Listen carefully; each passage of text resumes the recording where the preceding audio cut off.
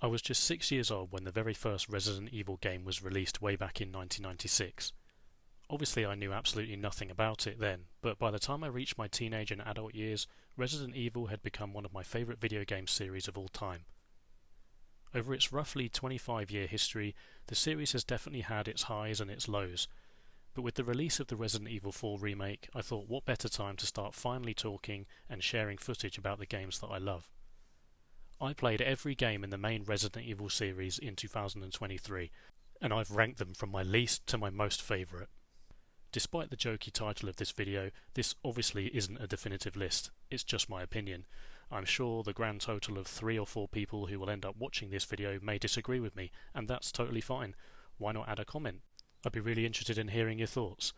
And if you like the video, share it, and hell, share it even if you don't like it. Anyway, that's enough of an intro, let's just get straight into it.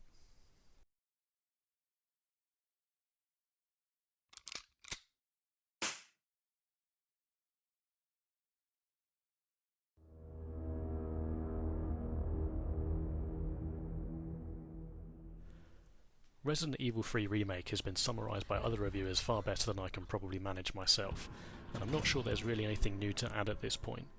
There's no surprise though that it's commonly at the bottom of everyone else's lists. I'll add my input, even if no one ever hears it, because the original Resident Evil 3 Nemesis was the first entry I ever played in the series, and I feel obligated to talk about how much better it was. It had one of the best openings to a horror game ever, taking its time to build suspense and atmosphere before introducing the monster that would hunt you through the rest of the game. It was a contrast to the Nemesis bursting into the remake within the first few minutes, which immediately indicated that the game was being compressed. Endless cutscenes and terrible dialogue only reinforced the fact that the pacing and writing were going to be all over the place. Worst of all though, of course, was the cut content. Like the original, the remake reuses assets from the previous entry, Resident Evil 2, such as the sewers and the police station. But while the original game had plenty of new content to make up for this, new locations, bosses and challenging puzzles, the remake cut huge chunks of these things out and put nothing in their place. This means that the amount of original content you actually get for your money was probably only around 2 hours, plus an online co-op mode that no one asked for. I believe Capcom outsourced a lot of the development to a third party to save time and probably money, and it really shows. Further complicating things is the linearity. This isn't usually an issue in games, but when your game is short anyway, it just makes it more obvious. Parts of the game where you actually controlled a character was really just a series of straight corridors disguised as a complex map, only serving to direct you straight to the next cutscene or big set piece. Alternative routes were often blocked off by frustrating barriers. I get that barricades are realistic in the sense of the game's world. People would have barricaded their way into rooms and so on. This isn't anything new in a linear game, but combined with the other issues the game has, it just highlights how little time, budget or patience the developers had to actually expand beyond the base template. Why is it blocked? There are things I really like about the game though. The opening section still used an adapted version of the music from the original, which at least played on my nostalgia a bit. Headshots in combat are still as satisfying as ever, and will never get old, and the redesign of the first variation of the Nemesis looks great. But these are just minor redeeming features in what looks shiny on the surface but underneath is just hollow and empty. Puzzles were far too easy, inventory space was too generous, and after his decent original form, Nemesis turns into a dog and runs around in circles. Not once, but twice. The developers repeated the same boss battle mechanics twice in the main game, first outside the clock tower, which you can't go into, strange considering how important it was to the plot of the original game, and then later on in the story as well. But the only thing more insulting than that are the insults themselves.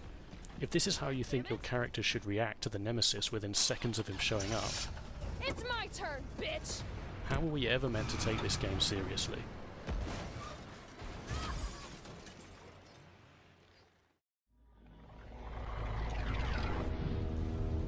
Resident Evil 5. I don't dislike Resident Evil 5, I just have problems with it. This is where the series went full-on Matrix, with slow-motion martial arts, explosions, chase sequences, and Albert Wesker in a black trench coat and sunglasses. Zombies had guns, and there was a boss fight in an active volcano. The story did introduce some cool new enemies, and Africa was a refreshing new environment for the Resident Evil universe, with some really stunning scenery. But ultimately this was a game focused entirely on combat, with very little left in the way of survival horror. Many of the enemies in the game were infected by Las Plagas, the whole mind control thing that was first established in Resident Evil 4. Again, Capcom used inspiration from real-life parasites that can control the behaviour and deaths of insects in the wild, and this is reflected in some of the creature design later in the game as well. Like these things. Combat in the game though was at times fun and at other times just frustrating. I felt Resident Evil 5 relied too heavily on siege tactics, where you're locked in an arena and you can't progress until you've killed a bunch of particularly spongy enemies. I always feel this is a bit of a cheap way for games to challenge the player. I much prefer having the option of avoiding combat if I want to, running away or sneaking past enemies and still being able to get into the next area. The absence of choice here made certain sections a chore, especially on harder difficulty. Fortunately, the AI built into the character of your partner Sheva, who is with you the whole game, was mostly awesome. I never felt like she was in the way. She was always pretty handy with her weapons, and she got me out of many dire situations with her generous use of herbs and first aid sprays. Outside of combat, quieter moments in the game came in the form of puzzles, but these were usually no harder than simply run in one direction to find an item, and then run in the other direction to find the other item.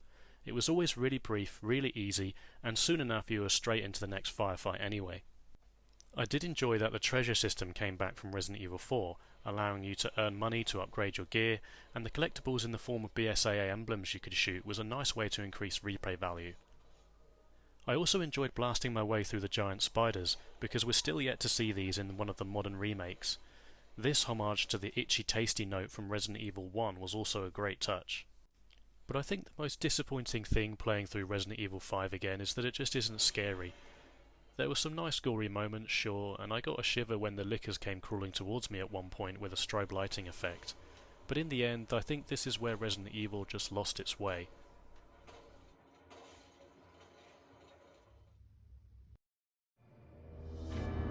Resident Evil 6. Resident Evil 6 is a bit like abandoning the tried and tested recipe when cooking dinner. You give up adding new ingredients to try and create a better method, and instead just throw everything you own into the pot at once. What results is a complicated mess with many of the good flavours cancelled out by bad ones that don't really belong there.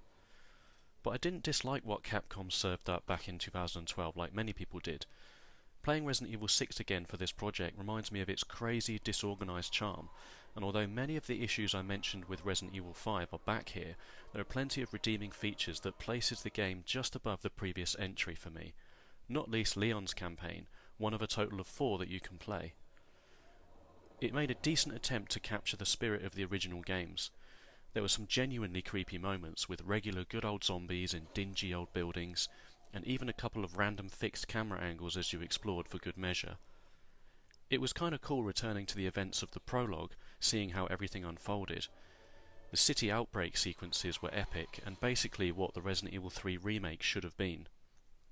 There's some awesome creatures at one point that you can blast in half with your shotgun, the torso slithering towards you while the legs stumble around spitting acid. I got some pretty strong horror movie vibes from sections like these, such as Alien, Hellraiser and The Thing. Throwing this creature into a giant blender was also great fun. This moment near the end of the campaign, where the boss gets impaled on the top of a monument, was awesome, the leaking blood forming the pattern of the Umbrella logo. Great imagery. Despite some cool things though, it would be wrong of me not to point out the pretty obvious flaws with Resident Evil 6, some of which permeate the entire game and not just Leon's campaign.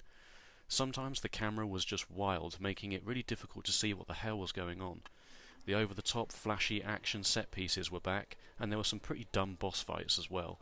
These quick-time events were just frustrating.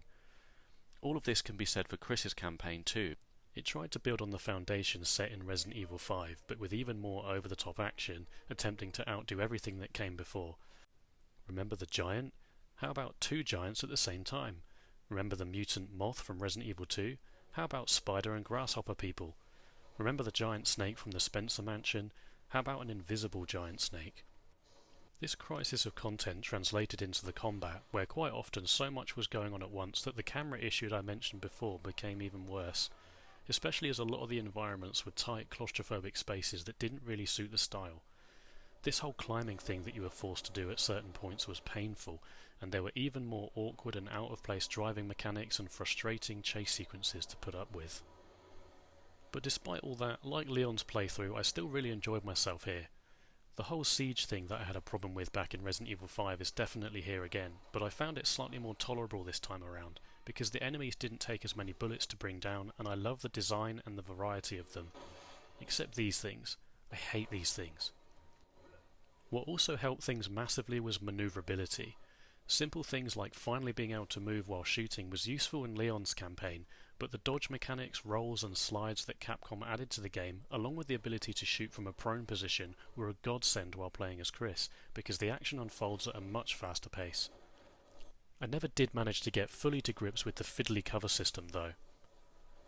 I found Chris's story to be the most intriguing individual story overall. It was all about the guilt over the death of a rookie under his supervision on a previous mission, and him having to face his fear of history repeating itself. It was an interesting setup. The story tried to have emotional moments, but they mostly fell flat because with 4 campaigns there's really not enough time for the characters to fully develop, although it was satisfying seeing Leon and Chris's stories align from their different perspectives, with some old familiar faces turning up as well. Chris's campaign was definitely weaker overall than Leon's, but I did find it enjoyable enough to encourage me to go ahead and try Jake's again. But wow, it really didn't take long for me to regret that decision. I mean, where do we even start with this? I did try, but even I can't think of anything positive to say about this madness. I could probably just let the footage speak for itself.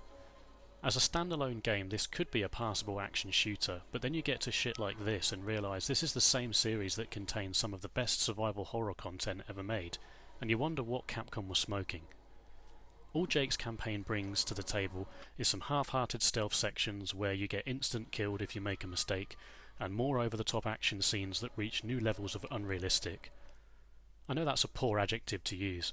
Resident Evil as a whole is obviously pretty unrealistic, but there's a major difference between a zombie outbreak and whatever the hell this is.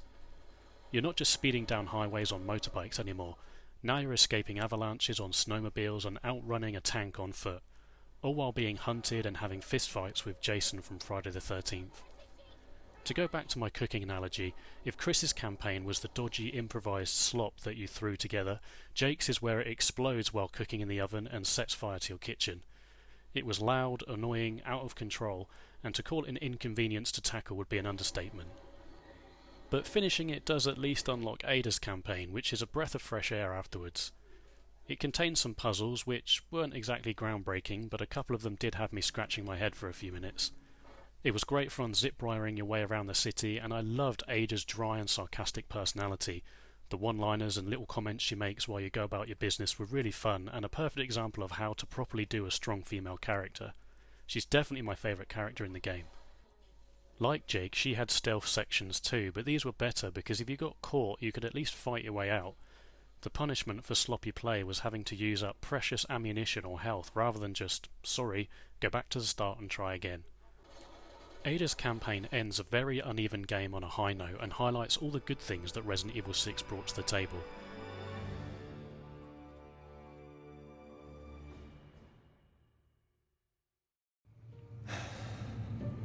Okay. Where to start?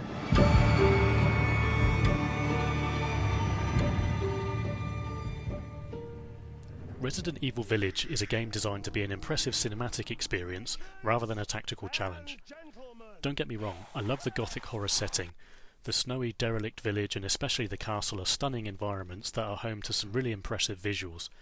Werewolves creeping through the undergrowth, vampires in the courtyards, zombies in the blood-filled sewers were always great encounters, and this terrifying thing will haunt my dreams forever. In fact, this whole section in the dollhouse was just absolutely incredible, and I wish there had been more stuff like it throughout the game. There were some good old-fashioned jump scares though, one or two of which actually did catch me out. Smashing boxes with the touch of a button rather than selecting the knife first was useful, and I liked using shelves to block or unblock routes in combat encounters. It was good seeing the merchant back, and I liked doing these little mini-games too.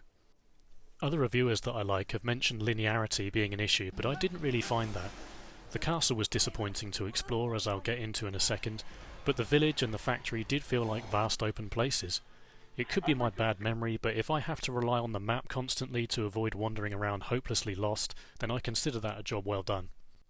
But as pretty as the game is, and the fact that it runs smoothly pretty much all the time, visuals aren't everything, and there's a real lack of substance underneath in terms of gameplay, particularly combat, and this goes back to what I mentioned at the beginning.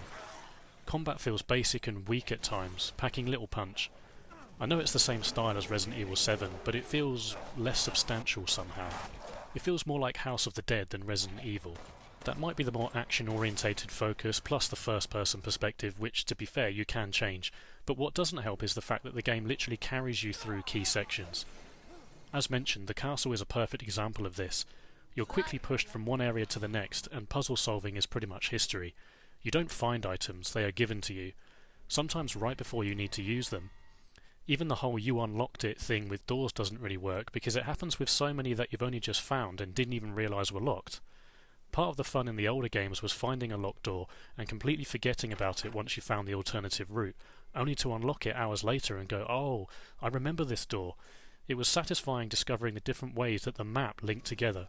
Saying you unlocked it with doors you've only just found has no context and therefore little impact.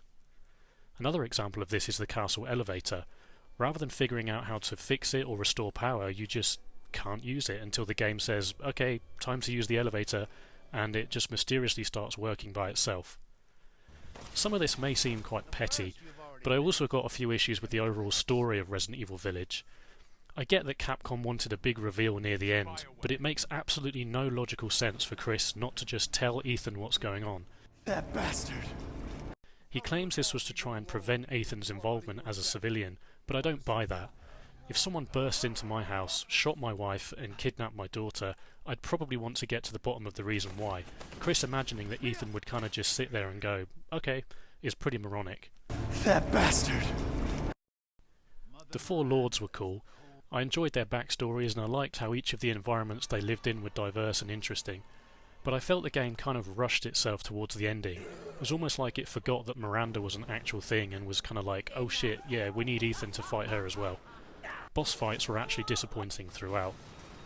I enjoyed playing as Chris, and that's just as well considering this is the ending to Ethan's story, but let's be honest, he was never that interesting as a character anyway. Overall, I liked his two adventures, but I appreciate the emphasis on horror in Resident Evil 7, and that's why I prefer it, and Village ends up here in the list.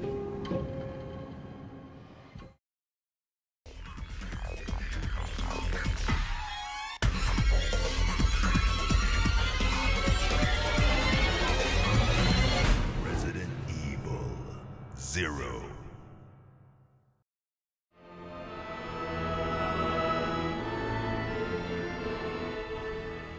Aside from the singing bits, Resident Evil 0 was a pretty solid survival horror game, another one of the older entries to get a shiny HD remaster.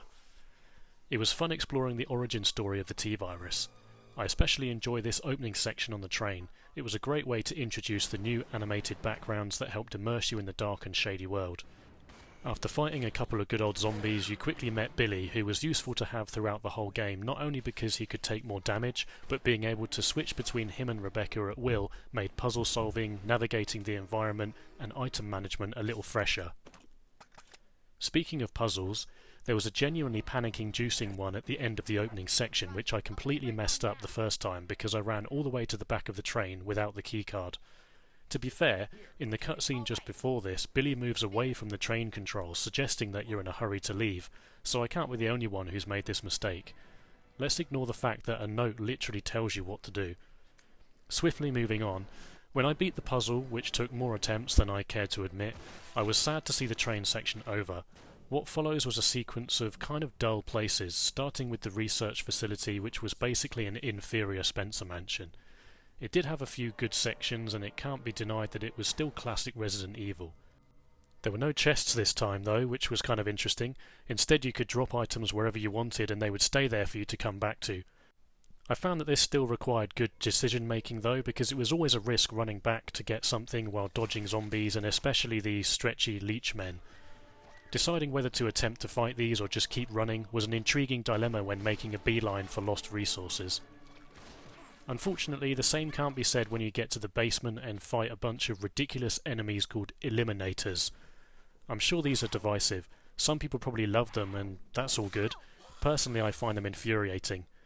The old games had lots of faster moving enemies too at times, sure, but I felt these were a bit too awkward to fight or run away from with the tank controls and slow shooting and reloading speeds. Later sections of the game did make up for some of my gripes though. I did still enjoy the laboratory, the treatment plant and the factory sections, which are all still connected to the research facility so you can backtrack. The factory itself looks exactly like the one from Resident Evil 2. I'm not sure if it actually is or not, I don't know if that would actually add up, but you could make the argument, if not, that Umbrella had more than one factory and they were all modelled the same way. My overall feelings towards Resident Evil 0 are similar to Village. It's a bit of a love-hate relationship, but what pushes it ahead of Village is the fact that it still retains the core mechanics of a traditional Resident Evil game.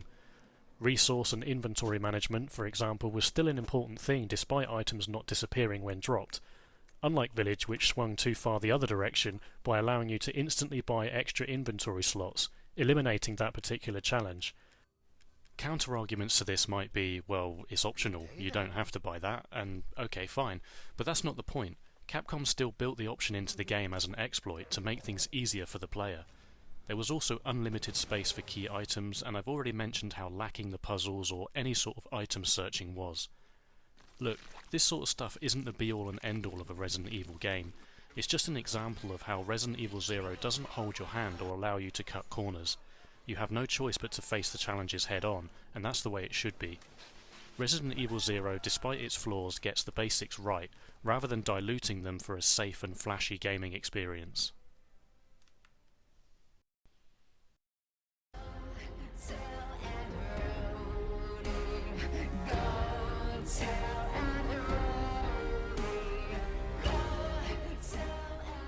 After 5 and 6, the Resident Evil series was in need of a reset, and the logical progression was to return to the slow-paced survival horror roots. I've got to say I love the direction Resident Evil 7 went in. The opening moments are always gripping, but the first time it was genuinely terrifying.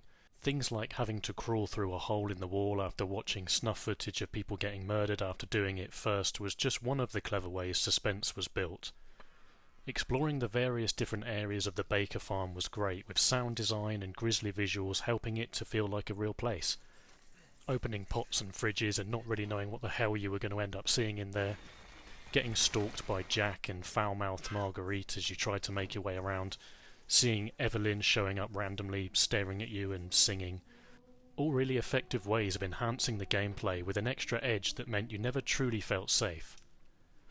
Added to the mix was an extremely satisfying gore system that made shooting enemies meaty and spectacular, and also made for some really gruesome scenes. Guns really packed a punch, and you felt every bullet hit. I liked subtle details too. Ethan put his hand up when you approached a window or edged round a corner, and his breathing tended to get heavier as enemies drew close. Cool little details to help you feel even more immersed in the world. As you progressed, eventually dealing with Lucas and his Saw-inspired escape room, and popped a few of his balloons, there were also a few genuinely poignant moments in the story. Deciding whether to cure Mia or Zoe of their infections was a hard decision. No matter who I chose, I always felt like a bit of an asshole. The second fight with Mia was horrifying and sad, and there was a nice peaceful moment with a recovered Jack. The fact I cared about moments like these is evidence of effective storytelling and character development. Can't resist the urge to... So does anything hold this game back? Well, yes, unfortunately. Playing as Mia on the shipwreck was fun, but inconsistent. After some really cool psychological horror and running around unable to defend yourself, which was tense, suddenly you were then blasting a machine gun and using bombs, killing not only lots of enemies, but the momentum as well. Speaking of enemies, I'm in two minds about the molded. I understand that Capcom wanted something new, and I'm not saying that we should have had zombies again necessarily, but more variety in the molded design would have been good. I'm pretty sure there are only 4 types: the normal, armoured, 4-legged, and these fat, disgusting, pukey ones. If I'm being super picky as well, the game also suffers from similar issues as Resident Evil Village, in a sense that key items are handed to you conveniently when required. In older games you were free to find items in a random order, and sometimes I'd not have a clue what to do with them. Like the whole dollhouse section in Resident Evil Village, 7 only really has a couple of moments that make you stop and go, hang on a minute, what am I meant to be doing again? What redeemed 7 though is that you still had to be kind of aware of what you were carrying to prevent wasted journeys, and you were also made to work for extra resources using different methods, like collectible coins, treasure photos, bottles of corrosive, and lockpicks. Some of these items were well hidden and easy to overlook, which made it exciting when you did find them.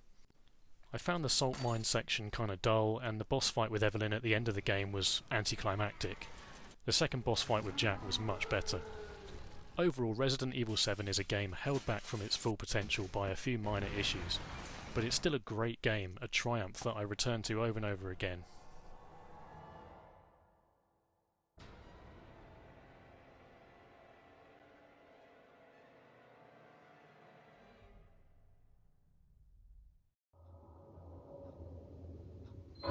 Resident Evil 4. I was to assume the responsibility of protecting the new president's family. You are a long way from home, cowboy. Resident Evil 4 revolutionised action horror, striking the perfect balance between the two genres. The setup was simple, with you resuming the role of Leon, this time searching for the president's kidnapped daughter in Europe. When the locals in the village became hostile, it was unnerving, it was violent, and the brand new over-the-shoulder perspective brought you closer than ever before to the carnage. Both the enemies and the environments became more crazy and varied as you progressed, while the atmosphere was eerie throughout thanks to the excellent music and sound design. Another major positive was the story. Me llamo Luis Serra. I used to be a cop in Madrid. There were some funny, light-hearted moments that showed the game wasn't taking itself too seriously, and there were some good references to past events as well. Used to be a cop myself. Only for a day, though. Characters were quirky and intriguing, even if some were weird and a little bit annoying.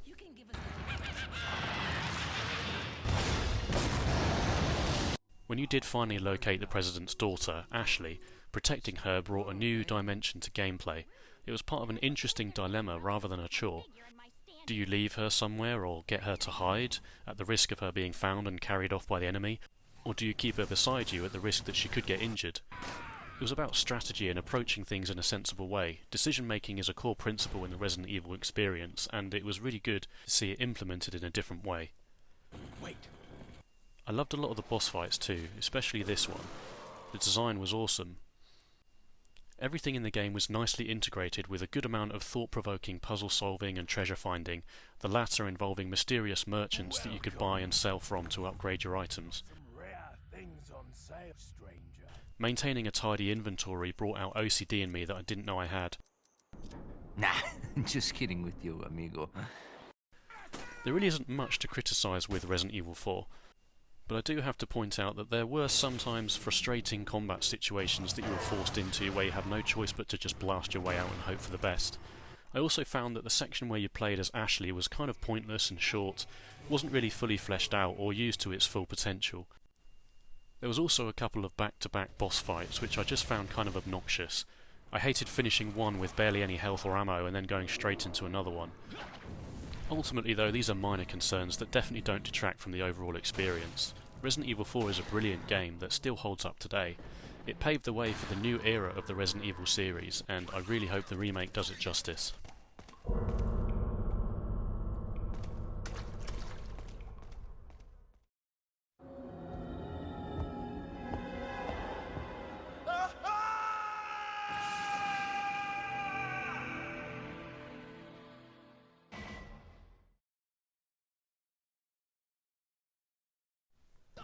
I'm giving the original games their own entry because I feel they deserve a special mention. I also didn't want the only Resident Evil 3 content to be negative, aka moaning about the terrible remake. To save time, I've grouped the games together in a trilogy. I won't talk about them for too long, other than just to say that they are all masterpieces in their own way. The original game literally defined the term survival horror. I mean literally, the phrase was coined to describe and market the game, creating a new subgenre of horror. The corny acting and dialogue, both in live action scenes and voiceovers, are classic, even if they don't hold up so well today against modern standards. Gameplay was excellent though, mainly because progression was so difficult both in terms of combat and puzzles. It was seriously rewarding when you did manage to defeat an enemy or solve a riddle in order to access a new area. The nervous anticipation of what lay on the other side of every door continued when Resident Evil 2 rolled around in 1998. It took Shinji Mikami's first creation and dialed it up a notch, introducing more action, characters, creatures, settings, and a well-crafted A and B scenario between Leon and Claire, each of which had its own distinct feel, but also shared a logical chronology between them, tying events together in a way that not only made sense but significantly increased the replay value of the game.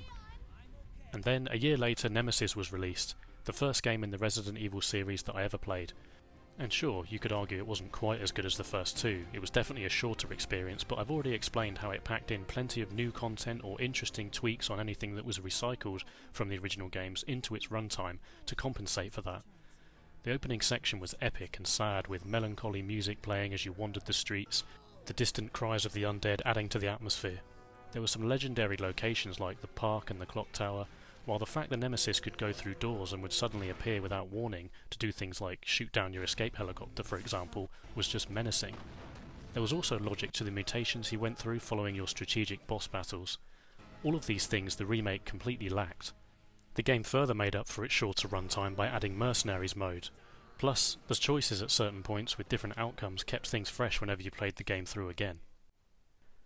The impact of the original Resident Evil trilogy cannot be overstated, and there's only 2 games in this series for me that beat them.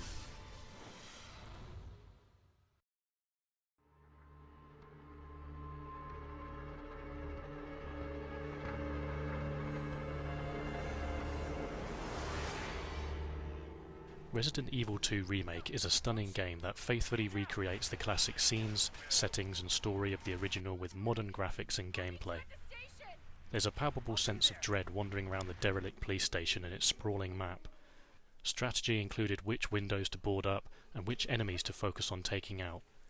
If you weren't smart about this, not to mention managing your items and conserving health and ammo for the right moments, you could easily end up trapped in a corridor with lickers on one side and zombies on the other. It could get really messy really fast. Things got even more intense when Mr. X showed up, who takes a far bigger role this time around, chasing you through much of the game. I loved how elevator noises formed part of the music that plays whenever Mr. X draws near, meaning you could never be sure whether he was about to show up or not. Boss fights with William Birkin were also good overall. His various updated designs are unsettling. I really enjoyed the sewer section too. It was a great area filled with genuinely dangerous enemies that could take out the majority of your health and ammo in no time.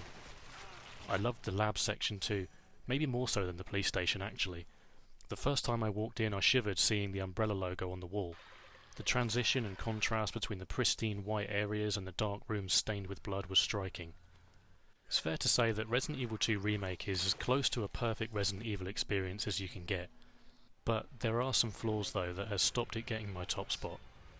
While I like the tweaks in the second runs like new weapons, entry point to the police station, Mr. X showing up earlier, etc., I wasn't such a fan of the condensed opening.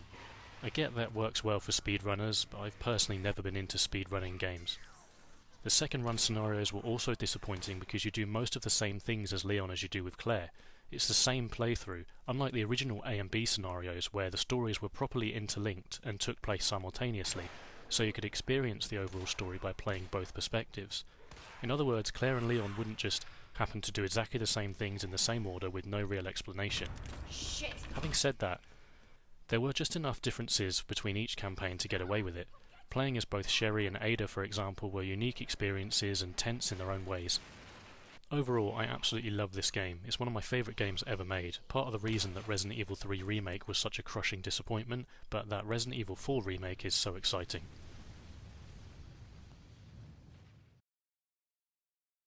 There are only 3 STARS members left now. Captain Wesker, Barry, and myself. We don't know where Chris is. Resident Evil. So here we are at the top spot.